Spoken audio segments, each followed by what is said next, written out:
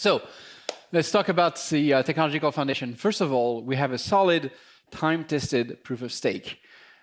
You'll see in the news so much talk about, Ethereum merging, moving to proof of stake. It's this big accomplishment. We launched with proof of stake on day one in 2018, and we had a working proof of stake, and it's been working since there. It's been working for 4 years, and we've had something like 99.99% uptime. Now, it's hard to define uptime for a blockchain, right? Because it's chunky. You get the blocks. So the way you can define it is you look for any interval between blocks where you have a longer than more than the minimal interval, and you count that as downtime. So by that metric, we've had exceptional uptime.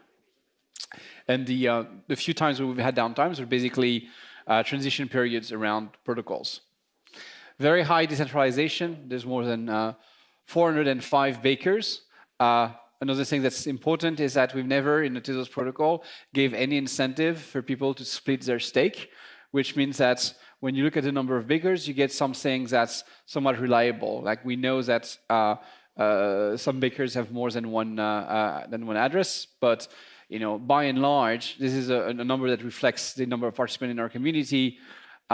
It's not there's no cap on the amount that a baker can have in order to try to artificially inflate the number. There's also no limitation on the number of bakers. That's one aspect that's tricky to get right with proof of stake, and that we did.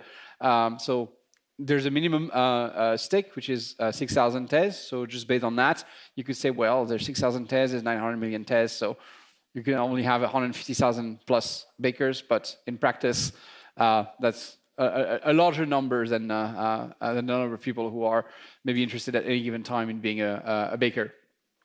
Minimal hardware requirement, which is quite important for decentralization. And that does not affect just bakers, it affects also any node who wants to validate the chain. You can still validate the Tezos blockchain on a Raspberry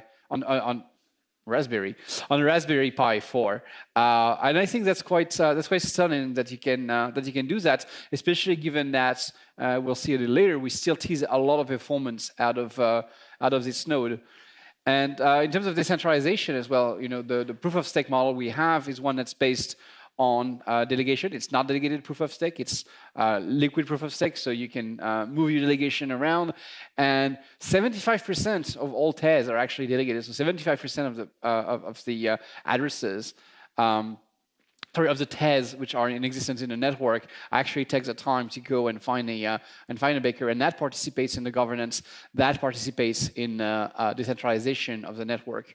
So we have a really robust base with proof of stake, and we were a pioneer in this space. Under the hood, what powers it? I would say a focus on security from the beginning. So the functional programming, Camel, I think has been quite helpful for us. I tend to say the slide used to be called. I worked with some ecosystem on this slide, so have been super helpful in putting this together. And I remember the slide at first was called just like, design through a camel. And I worry about that. I love OCaml as a language. It's been fantastic for us. I think there's a perception that Tezos is all about OCaml sometimes, and so people will say, oh, you have to write OCaml for writing your smart contract. And OCaml is a fantastic tool, but it is a tool. Tezos is not OCaml. OCaml is not Tezos, obviously, but it's a tool that's worked great for us because it lets us write predictable code. It lets us, not have to worry about memory errors, memory corruption. There's entire classes of bugs that we don't have to worry about because we're writing in OCaml. It makes it easy to test. It makes the code actually quite readable, and these are benefits that we have in the core protocol that have allowed us to actually iterate quite rapidly on how the core protocol can move. I think with other languages, we wouldn't necessarily have the same level of agility. And the same could be said of Michelson. It's strongly typed and statically typed. It's functional. So a lot of these properties that make it robust, readable, amenable to analysis are also true of the virtual machine for Tezos. So we're used to evolving. There's been a lot of upgrades. These are just the most recent ones. So Jakarta, we started with transaction optimistic rollups. They're optimistic rollups that can only do transactions for now, but generic optimistic rollups are coming in the next protocol proposals.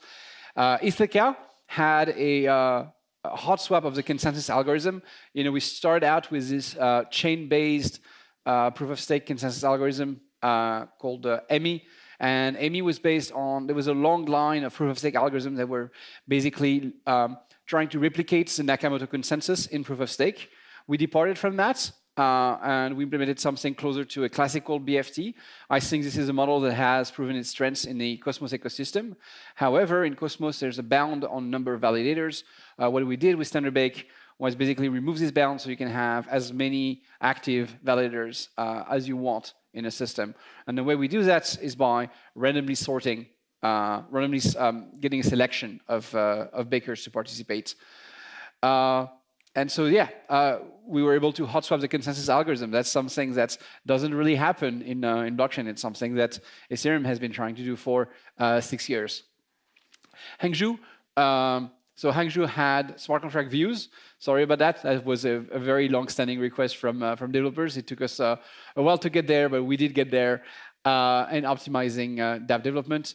And in Grenada, Grenada was one of our performance improvement proposal where we had 3 to 6x, depending on your contract, performance improvement in the gas consumption of contracts. And this is still well running on a Raspberry Pi. What I'd like to say is that when you think of the Tezos governance model, a lot of it, I would say the impetus for it is the need to upgrade while retaining consensus on what's constitutes legitimate upgrade. You don't want to have someone be the source of legitimacy for an upgrade. It has to be validated.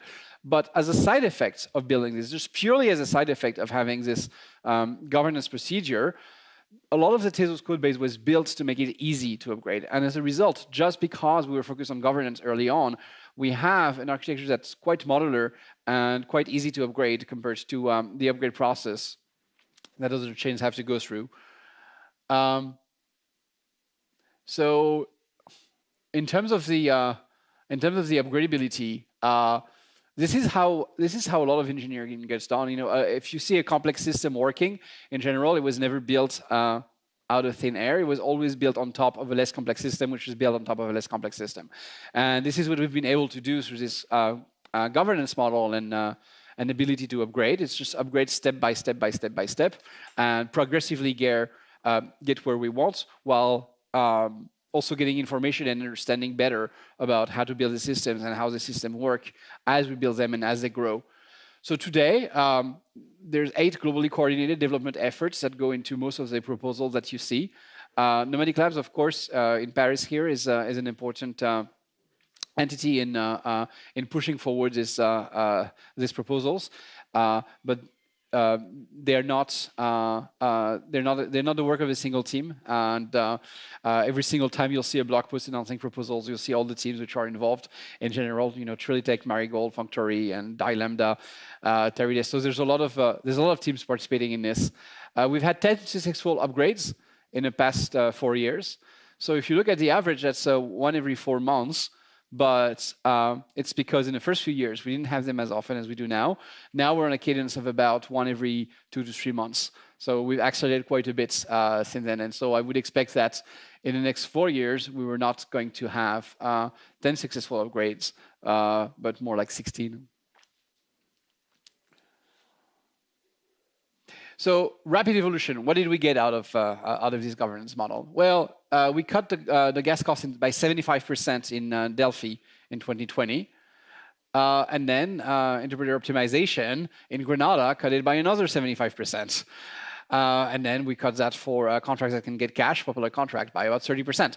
So we've improved a lot just by picking low-hanging fruits on the mainnet, the performance of our contracts. Now, to be honest, one of the reasons we were able to do that is because when Tezos launched, it launched with conservative parameters, right? The idea was that we didn't want the chain to blow up in anyone's face. We didn't want the chain to go down. We wanted the chain to be solid. We didn't want to launch something that wasn't going to work.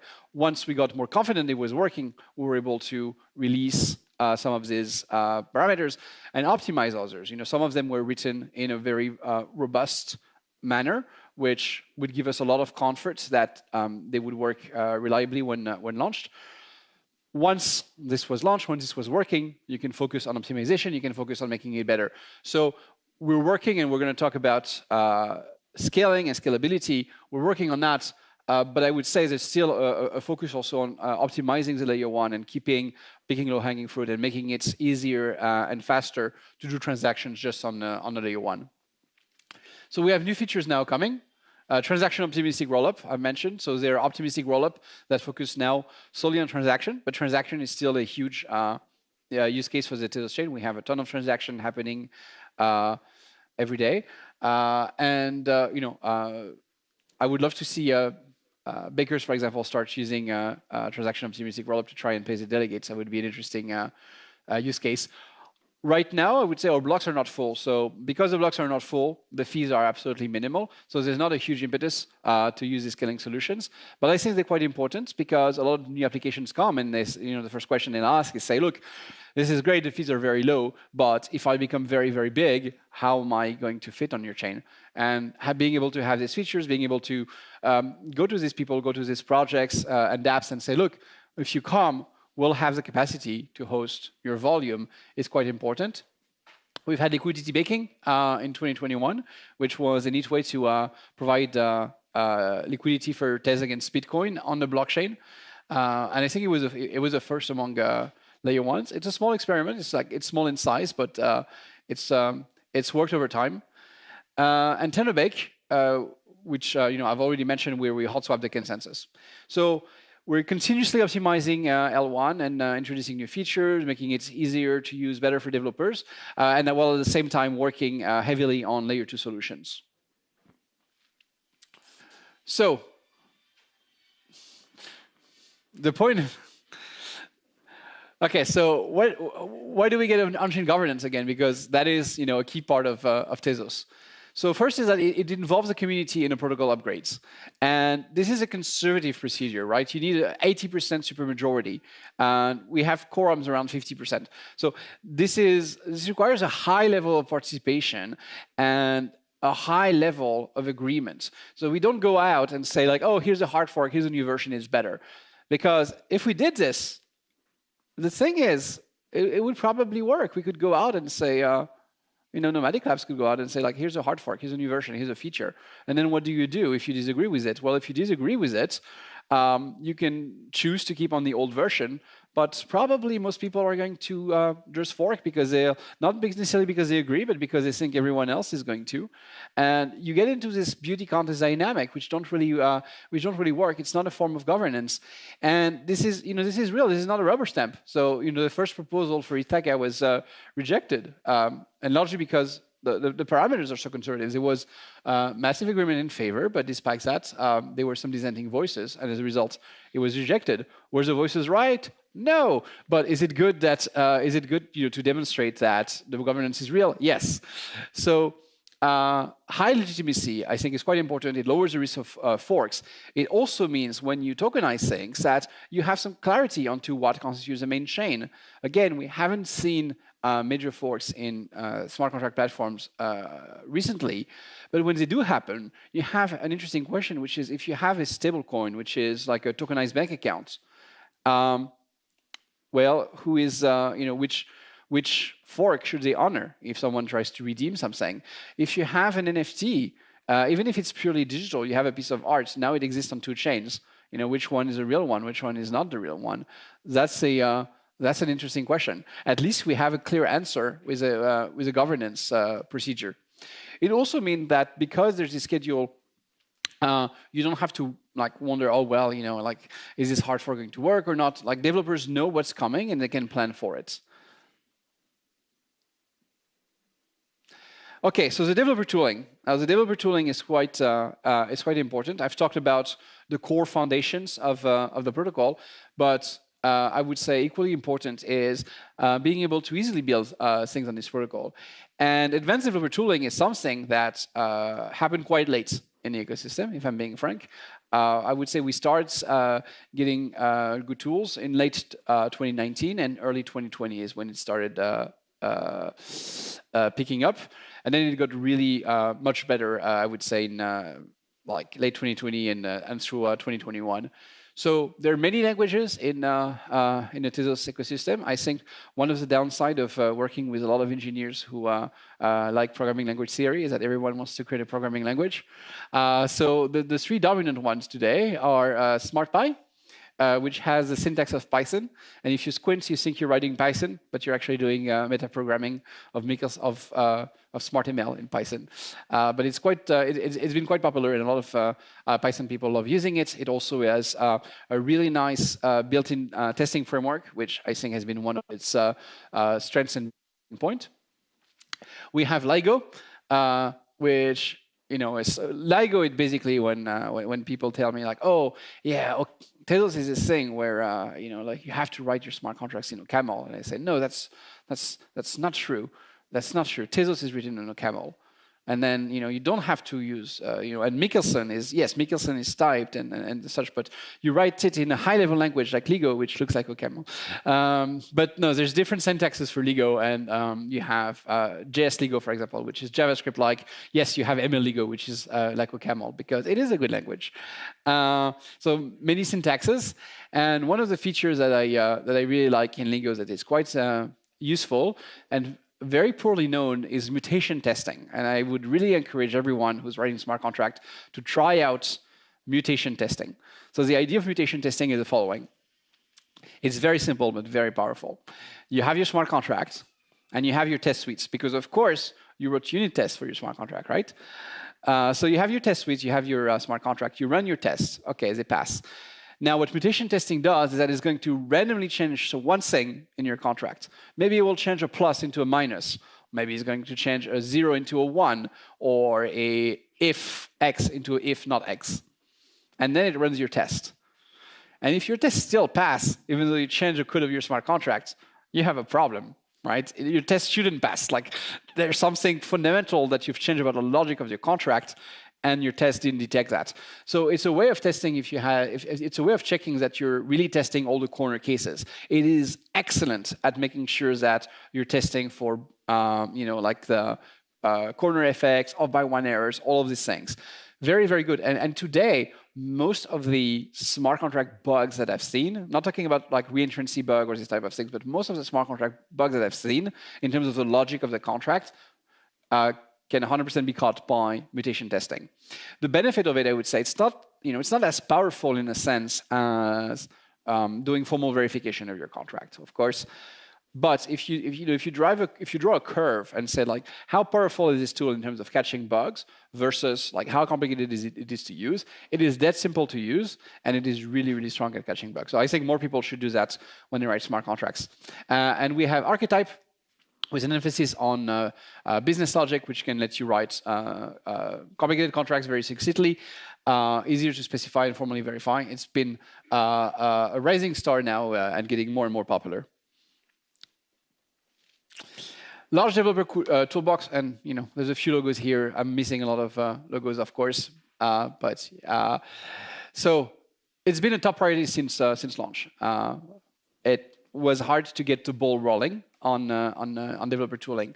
I'll tell you why it's been a top priority. Back in 2017, I was in the Silicon Valley. I met with people from Y Combinator, and I was saying like, oh, what can we do, and so on and so forth. And they say, I'll give you one advice: invest in developer tools because they compound. And I was like, that is a great idea. We'll invest in developer tools. And then things happened. But we are now investing a lot in developer tooling. So Ethereum is probably number one right now in developer tooling, just by the sheer size of the ecosystem. But I would say we're number two in terms of what's available. So there's a variety of Tezos wallets, first of all. So Kukai, which has been a great onboarding tool with the social login through the web. Temple, many more. The Beacon Wallet Connector SDK, I think, was a very big milestone into making it easier to write dApps.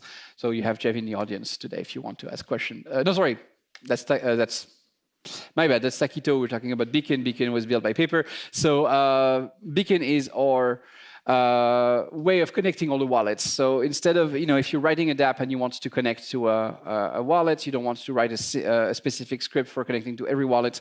So you connect to Beacon, and then Beacon sends a message to any wallet, whether or not the wallet is on your computer, whether or not the wallet is on your phone, anywhere else.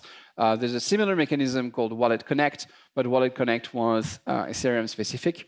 Interestingly, now we have Wallet Connect 2, which is open and which is multi-chain. So perhaps in the future, we'll see some form of merging between Beacon and Wallet Connect 2, which would, I think, enable a lot more wallets to connect to the Tezos ecosystem. We have the tech area. So now, here's Jeff.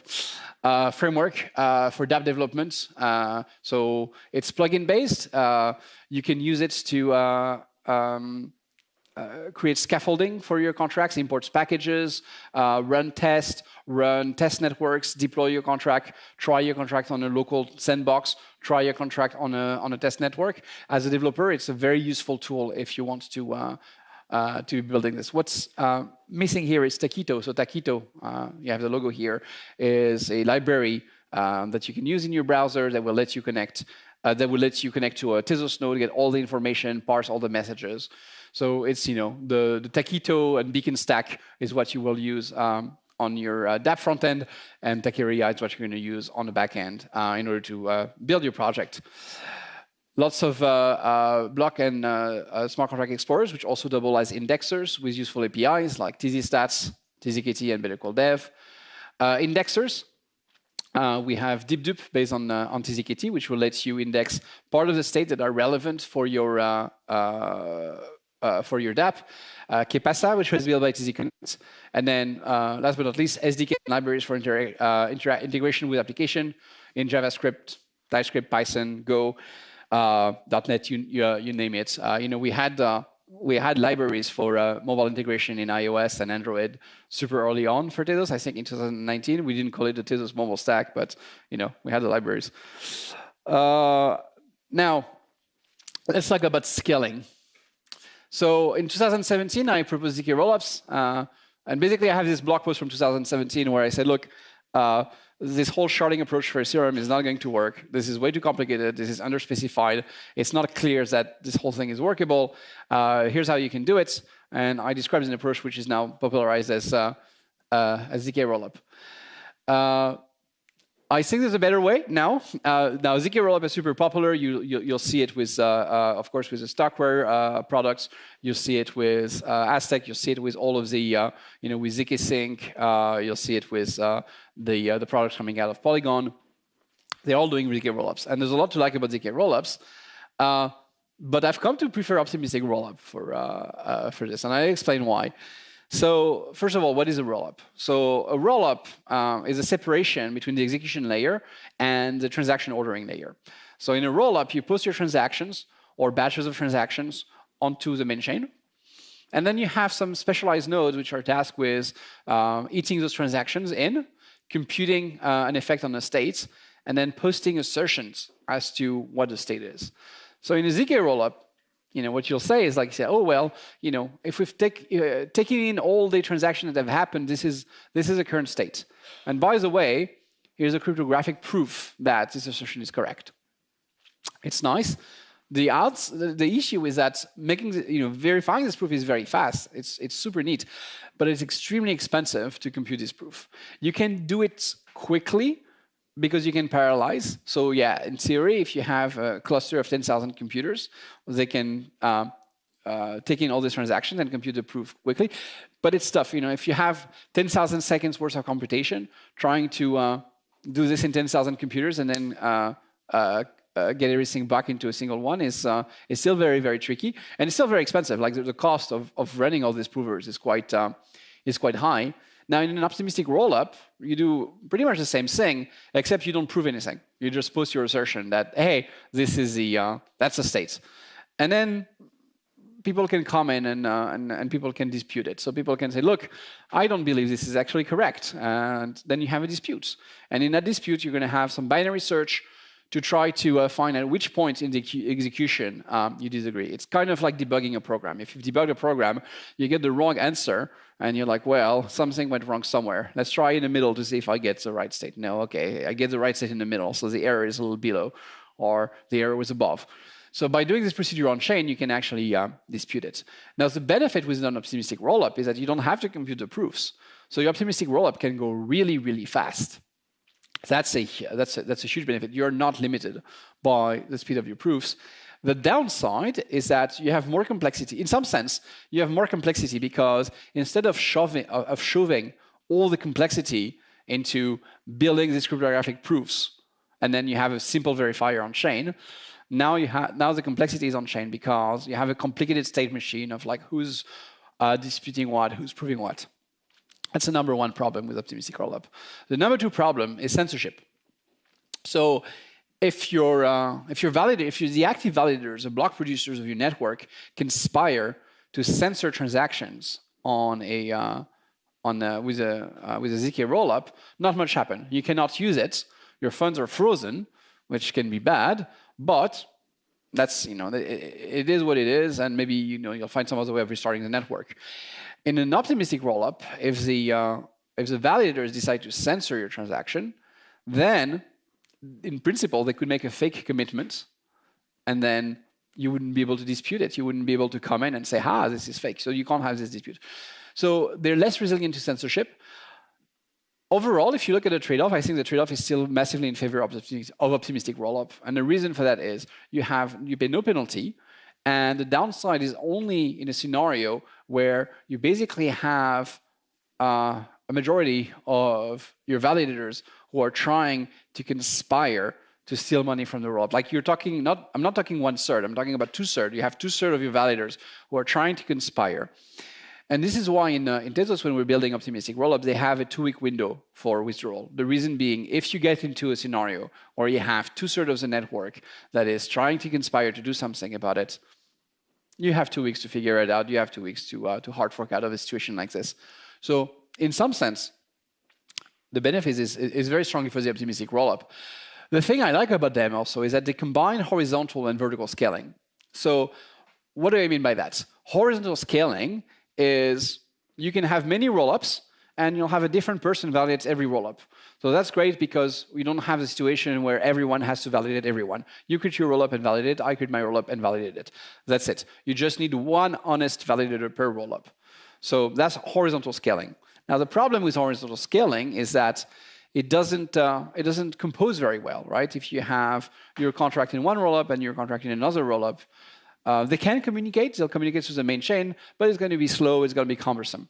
If you listen to the Solana people, they will tell you like, oh, we're all about composability. Isn't it great? We have just one giant big state machine, and when it works, you can actually have all these contracts call each other. But you can do that with rollups, and that's the beauty of it. Because you only need one honest node, it's okay to have really, really high requirement on that node. If you want the requirement to run a rollup to be that you're going to have a machine that needs, I don't know, like 256 gigs of RAM, and it's 8 CPUs, which each with 32 cores. Why not? Like, you don't want to do that for your consensus, right? You don't want to do that for your consensus because you want everyone to be able to take part in the consensus. So having the consensus run on a Raspberry Pi is important because you want to have an honest majority. So since you care a lot more about decentralization for the consensus, because decentralization protects you. It protects you against reorganization. It protects you against censorship. So very, very important to keep your layer 1 as decentralized as possible. But for the execution, it's a very different model. It's not honest majority. It's a single honest member. And if all you require is a single honest member, you can have really, really high hardware requirements.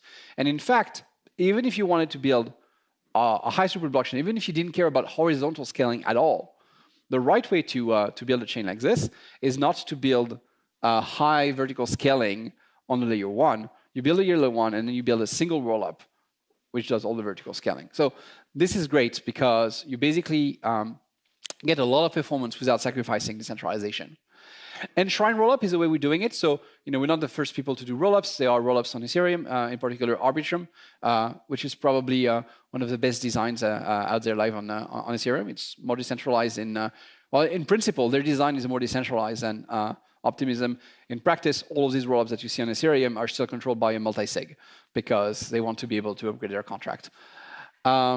So on Shrine Rollup, the difference is that instead of building it as a smart contract, it's built as part of the protocol itself. Now, why would we do this? Why go through the trouble of changing the entire protocol as opposed to just creating a smart contract? There's a few benefits. One is that it's a lot more efficient in terms of gas and storage because we don't have to run this through an interpreter, so it runs natively on your machine. It can be highly decentralized. So by that, I mean, it's not going to be controlled by a smart contract, which means, if we want to upgrade features, we can do that through the governance procedure.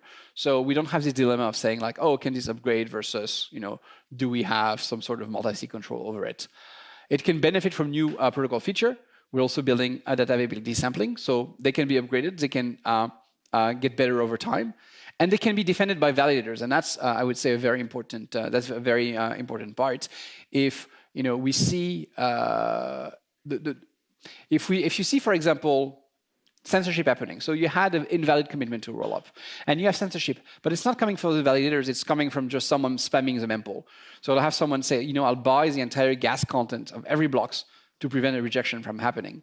If this happens on a smart contract, bakers can go and say, like, that's not my problem. That's the smart contract.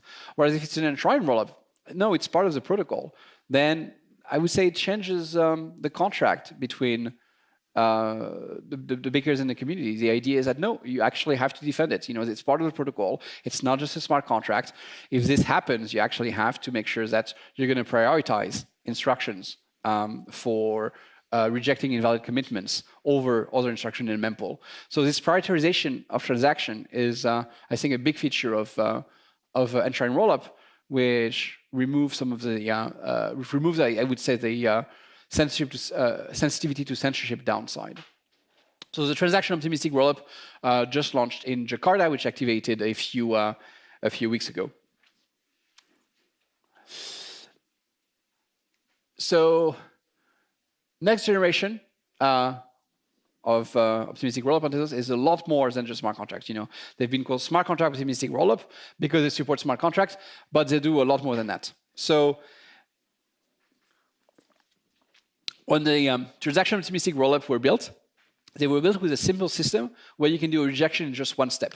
If someone makes an invalid commitment, you can do a simple proof that immediately proves it doesn't work. That doesn't generalize very well to like having more complex computation because there's too many steps.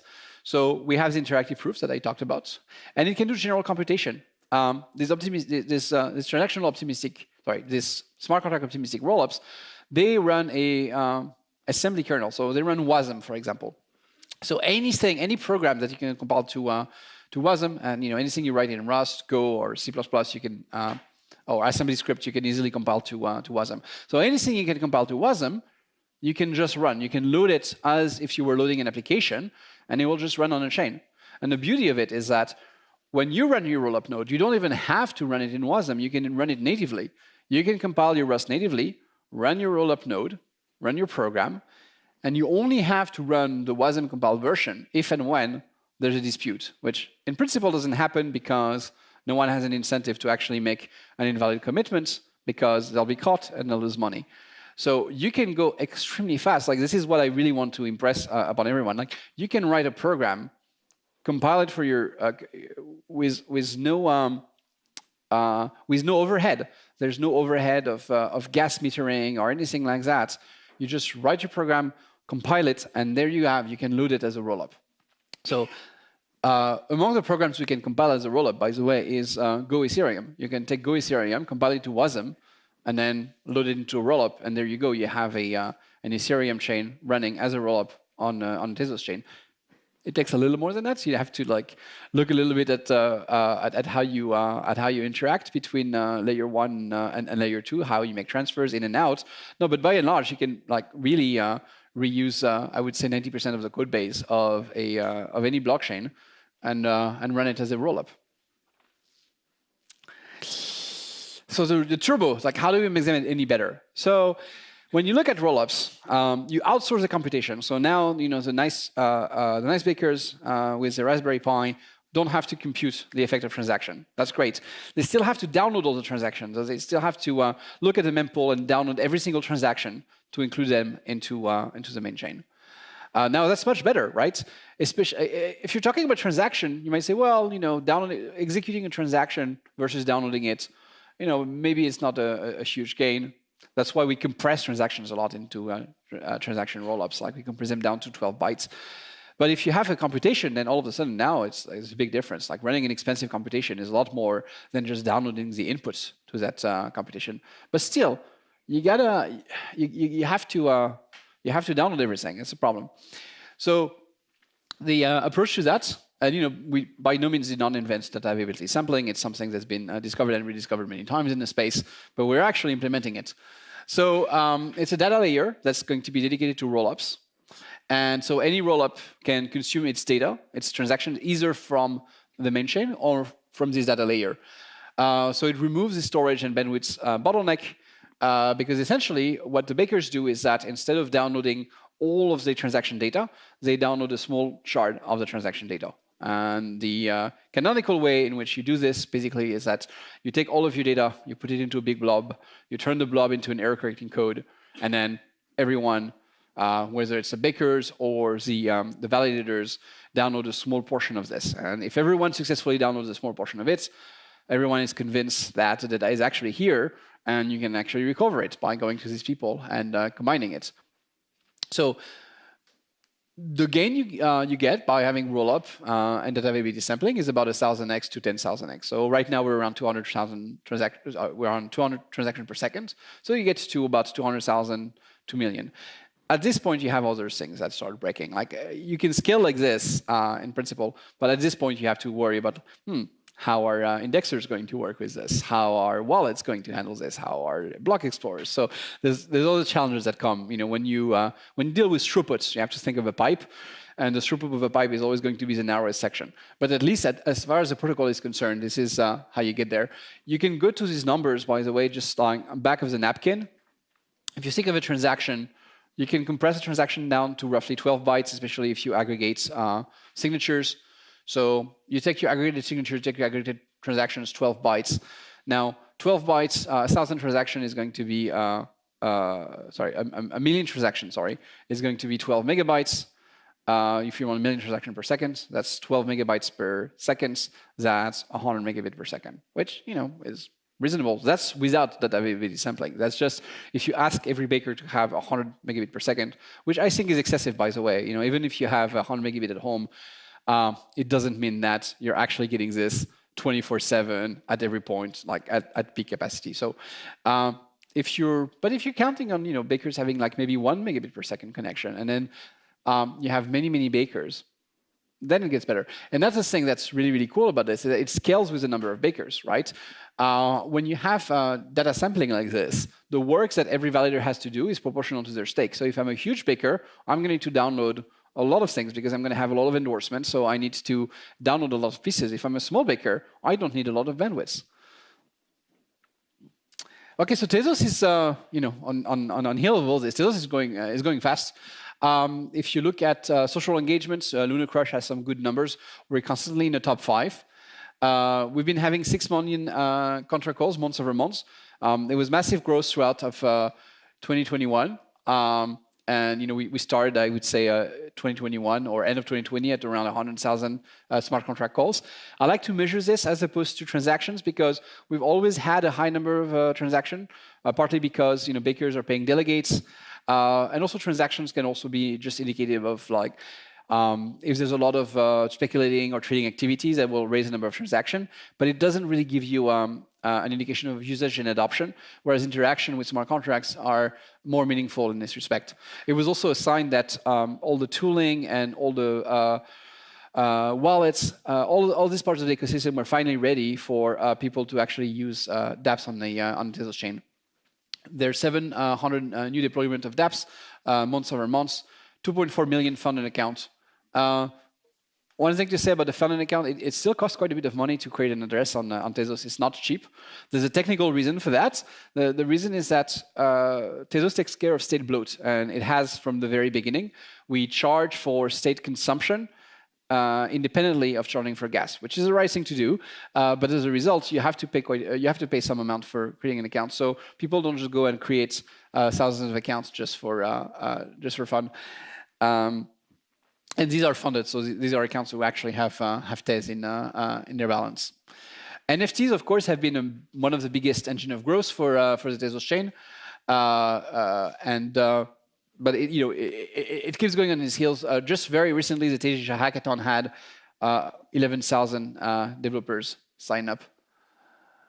It's a passionate community of builders and users, and I worry every single time someone puts a companies on a slide like this, because we can't put everyone. And these are big names in the Tezos ecosystem. There are other names who are also great and also big, and in spirit they're all on these slides.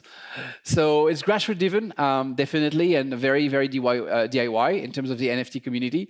And I think this is something that has it's not artificial, it's organic, and it's something that's driven a lot of real growth and a lot of visibility as well. arts and culture are tastemaker, and they influence a lot of people, and I think that's quite that's something that works in very strong in our favor. Everyone's enthusiastic, eager to help. We've also had the true Web3 story on Tezos with the birth, death, and revival of Heketnunk.xyz. So for those who don't know, Heketnunk was one of the biggest NFT platform, not just on Tezos. It was the biggest on Tezos, but it was one of the biggest in the world. And the developer, Raphael, behind it at some point decided, you know what, I'm displeased with it, I've had enough. And he decided to pull the plug on the website. But what's interesting is that the website was pure Web3. So it was an open source code base. All of the NFTs were on chain, and all of the metadata were on IPFS. So, it was a real deal. And as a result, it took about an hour for people to work together to resurrect the website. So before that, you'll hear this like, what's the point of Web3? Well, if you had a private company and you did this thing, and maybe they would cut your access, and maybe they would do that, and you can make up an example, or you can go to a real example. This is great. This is exactly what happened. Like artists spent some time building communities there and putting their art there, but it wasn't lost. It lives now in Teia, in Object.com, and in a bunch of other reincarnations. So yeah, I think this is a great story. And by the way, in terms of this, I'm going to give you a real example as opposed to a made-up example. We've seen one with DeFi. So there's been a lot of large lenders in trouble, some blowing up, like Celsius, for example, blew up. BlockFi apparently was close to blowing up. The protocols we haven't had trouble have been the DeFi protocol. I mean real DeFi, right? I don't mean like Luna Ponzi stuff, but like MakerDAO, Compound, Aave, all of these protocols have fared extremely well. So as opposed to telling the story of saying like, oh, well, if you have an intermediary, maybe they go and make insecure loan. Nah, you can point to an example. So I like that we can point to a real Web3 example with Heketnunk. Thank you for the Half Soul, who's one of the most ardent Tezos supporter on Twitter, for listing all these Tezos Git repos. It's a work of wonders. He's led 880 Git repos who have been active in the last 12 months. Number 4 right now in Lunar Squash social mention and engagement rankings. This was the Electric Capital and BofA Global Research, and by number of number of repos when the report came out, we're actually right behind Ethereum and slightly above Polkadot. So there's a lot of it's very good because in some sense we have like one of the highest social media activity. We have some of the highest developer activity. We're somehow still not quite a part of the blockchain and crypto zeitgeist that exists between other projects. And one of my goals for the next year is to be more of a part of that zeitgeist. It's not enough to have success and adoption in a corner. I think we want to be. It should be known that it's a case. Active and vibrant community. I like these tweets. I read almost every tweet about Tezos, by the way. I think I spend too much time on Twitter. But I have the hashtag Twitter, and I go and I scroll. It's tough now because there's just so many which are about NFTs, which aren't directly about Tezos. It's just hashtag Tezos. But when you see things like Tezos has the best community in crypto, or awesome work from the crypto community, all of that, this is always bomb to my heart. So very happy to see this type of things, and it's very active, very positive, very vibrant, and I think that's quite attractive and a very good reason to build on Tezos. So supporting the Tezos ecosystem, we have 8 actually 8+ core development teams working on developers. In the extended ecosystems, there's over 100 full-time engineers. We've mentioned 405 active validators. There's grants, investments, hackathons and events, lots of opportunities for developers to get into the ecosystem, get support, and build on this growing platform. All right, thank you. I have no idea how I did on time because I didn't have the prompts, but I'll take some questions now.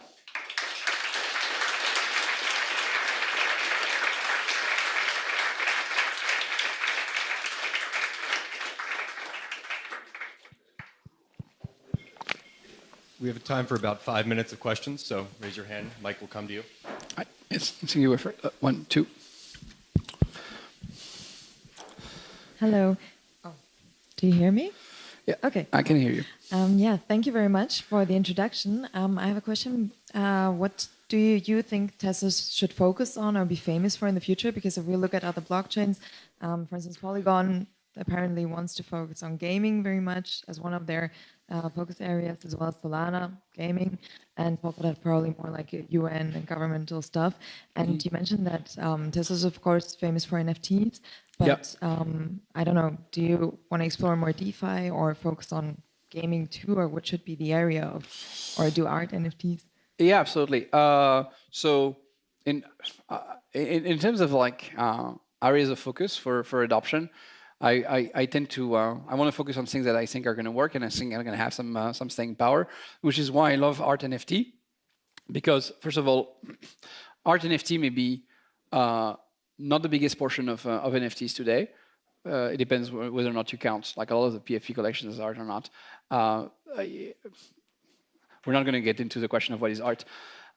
We know it's painting of horses, but I know this is a use case that just makes sense. Like people are going to keep making digital art. It's not going to change. People are going to want to keep collecting it, and it's either going to be on a database or a blockchain. And I think it's going to keep being on a blockchain. So for me, this use case is very solid and also culturally relevant.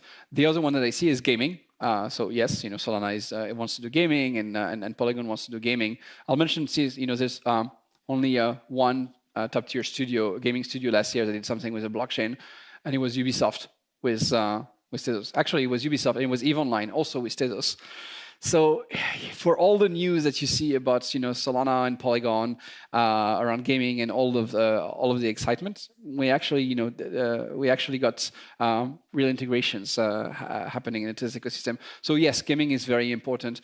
The Tezos Foundation does sponsor two gaming teams. Esports team who are involved in building experiences for their users and for game developers. So I think we're going to see some interesting things in this area. I think the thing with gaming is basically that everyone is looking at is saying, like, first you have some product market fit because they have been digital economies for the longest time. So people are used to trading digital goods and digital currency in games far before there were any cryptocurrencies. That's number one. And number two is that a mediocre game has more daily active users than one of the top blockchain. So it's like if you can make this transition and say like, hey, if you can have conversions, even like low conversion number would be huge for blockchains. I would say scalability is super important here. When you see blockchain games and you see like, oh, they have 5,000, 10,000 daily active users, like some of the most successful ones have these levels, it's still very, very low. And the reason is, well, could it be lack of interest in the game? Because some of these are not really games. They are, like gambling vehicles where you're just going to grind and get some yield reward until the yield runs out. That's one thing. But also the fact that they don't scale. So, who's going to build a game for millions of people if as soon as they connect to the blockchain is going to, crap out, which is why building these scaling things is so important if you want to be able to host tons of games. And I think proofs on ZK rollups, as much as I love ZK technology, are not going to cut it for the type of scale that you want for massive games. And in DeFi, so I love financial engineering. I think we need to grow in DeFi in Tezos. When people criticize the adoption of Tezos, oftentimes they will say like, there's not enough DeFi activity. So we definitely want to grow in this area. I think one potential source of strength is that Tezos has been a big blockchain for STOs. You don't hear that much about it, but there's billions of assets which are tokenized on Tezos as STOs. The value prop on STO is there, like as an issuer. It's nice. You don't have, it simplifies your cap table, it simplifies transfers. But the value prop becomes far more interesting if you can plug this into lending protocols, into trading protocols. We're not the only ones looking at this type of use case, but I think we have a good base for actually deploying it. So yeah, I would say those are the biggest area. Arts and collectibles, gaming, DeFi specifically with an eye towards DeFi that finances actual thing as opposed to other DeFi projects. What would you tell them, like in the context of their projects? That's a great question. So yes, I think the cost is going to go down, first of all, for the ZK rollup, but it's never going to go down to the point where you're not like taking a performance hit. Like right now, I think you're talking about 3-4 orders of magnitude slower than actually running the thing, which is a huge cost if you want to run throughputs on the millions of tens of millions of transactions per second. So could it go down? Yes, but I don't think we're going to ever be much better than 2 orders of magnitude. Even if you start building custom hardware or all of these things, it's still going to be like a noticeable hit. Now, it could be the case that, no application, all combined application on blockchain only need about 100,000 transactions per second or something like that. And, like that's the market for it. And as a result, because competition gets a lot cheaper, all of a sudden you don't really care that you're paying for one. So that's possible. And by the way, we have some ZK rollups like in the works on Tezos. So it's not a lack of interest on my part. I would bet more on the optimistic rollup, but I also like to make multiple bets. So there's definitely a bet going on the ZK rollups. But I do see I just think that even if the costs go down, it's still going to be quite an impediment. Oh, and sorry, you had one. There was another part to your question. ZK Sync and Stark. Oh, yeah, ZK Sync and Stark. What does the public miss about them? Well, I think if you ask the public, about ZK Sync and Starkware, they will say what? Because so I don't know if we mean the public or like the public that's attending blockchain conferences or such. I would say one thing that they miss is that a lot of the time when people talk about compiling EVM code, for example, to circuits, what they mean is a single contract, not a chain where people can deploy contracts that are going to interact with each other. In one case, you're building a compiler from EVM to a circuit. In the other case, you're building an interpreter of EVM inside a circuit, which is a harder problem. But I think what makes a lot of the value of blockchain is, the whole money Lego saying and composition. You're kind of removing that composition if you are just doing one contract inside of rollups. That's the first thing that they miss. Second thing they miss is that a lot of the time, these things work with a data availability committee, and there's a lot of trust that's being put into this committee. So if the committee signers decide to not reveal the data, they cannot steal, but they can hold your data hostage as long as they want, which I think limits the security of the system, and oftentimes those provers are highly centralized. It's not possible for everyone to run a prover. Sometimes, quite often, actually, the provers are closed source. So you'll have an open source prover that's very, very slow, and then a closed source prover that's fast. So I would say those are the main thing that people are missing about it.